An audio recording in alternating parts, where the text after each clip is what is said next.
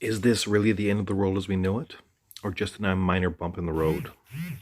Every minute of the day right now, there's more updates on continued quarantine efforts and abysmal updates of how many are sick and dying, how poorly leaders are handling different situations, people panicking, unsure of their own financial or employment futures, famous people flagrantly ignoring any suggestions to keep the virus from spreading, ordinary people with incredible greed and panic causing others to suffer.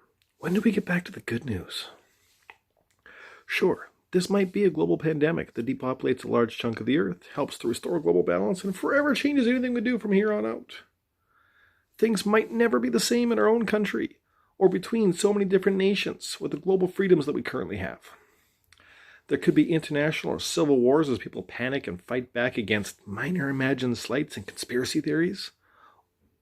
Or it could be just a minor bump where we all take a pause, get a good vacation, and everything goes back the way it was in just a few weeks or months. There's no real way to tell until we get there, so let's just kind of hang on for the ride.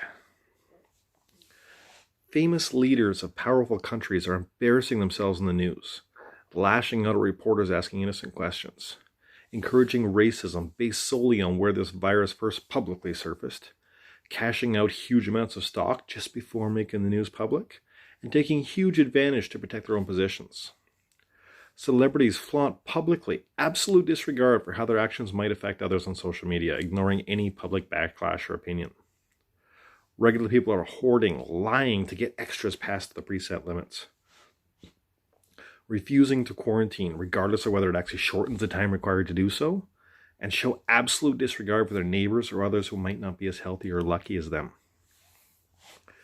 Employees who have been regularly belittled as publicly as lazy, unskilled, unworthy of a living wage, or just too young to do a job well and take it seriously, they're currently breaking their backs and taking huge possible exposure risks, simply to keep your shelves stocked so that as many people as possible can have access to your basic essentials like toilet paper.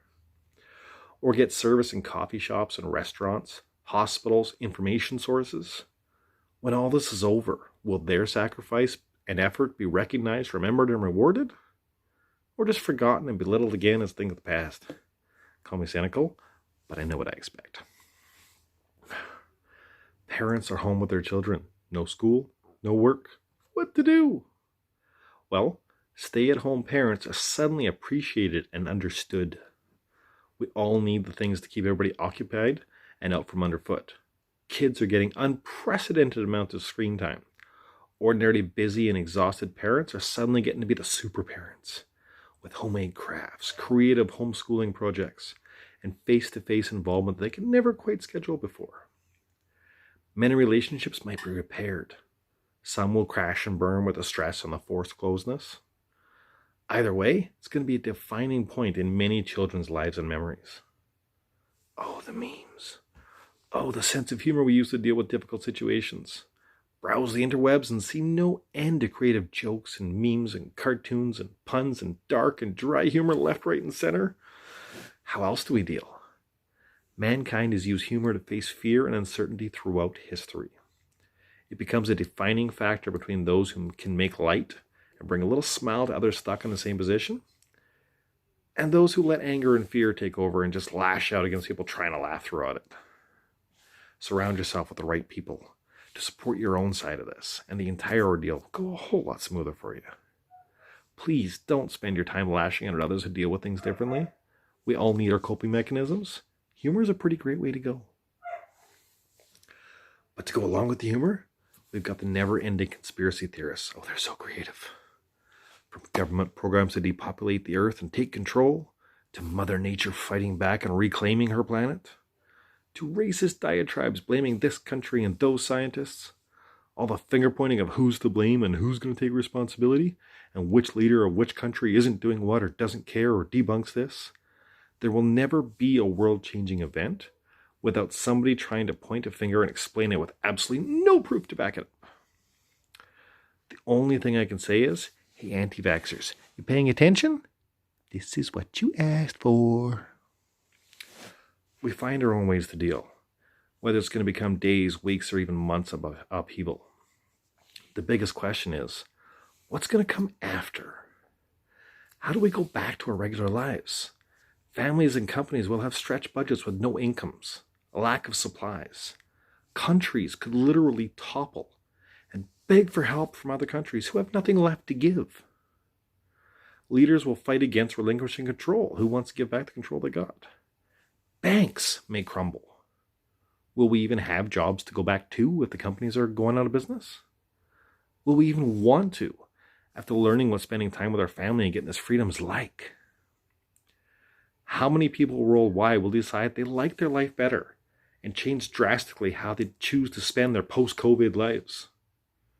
Maybe they really like having this time off and they want to change their entire career. Just how many different aspects of normal day-to-day world craziness will be turned completely on its head due to this little virus going all around the world? Not knowing where we're going, will there even be anyone left to come back? We've all watched the movies and read the stories about post-apocalyptic life, assuming that it's usually caused by invasion, war, nuclear weapons, aliens, major natural disasters. What if this is the end of the world as we know it, caused by a tiny little virus? We see rapid spreading now, and many recovering with a small number of worldwide, but getting bigger. And that managed to grab the attention of the entire planet. What if it gets worse and there's only small sporadic groups of humanity left? Are we going Mad Max style apocalypse? Or Stephen King's The Stand? How long until the roving street gangs start ruling empirically in small districts? Because there's no one left to stop them.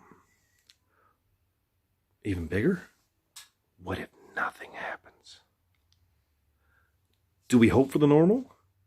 Do we hope for better? Do we hope for something completely different? How do we go back to normal after this? For sure, there's going to be a major cost to pay that could reach down to generations ahead still paying back for this. There's going to be famine and far-reaching consequences on an unprecedented scale that we can't even imagine right now. We all want normal. But what if normal just wasn't good enough? Who is our new leader going to bring us back into the productive society, hopefully caring far more about how to approach catastrophes and suffering? I think we all need to find a way to lead our communities, lead your own people, and be an example of what the world could and should be going forwards. I just know that what we have had is not it. Let's do things differently. And just for more of the same, if you want to keep listening, hit down below and click subscribe. I'm fairly new to this, and I'd love to find out what you guys think. Give me your opinions.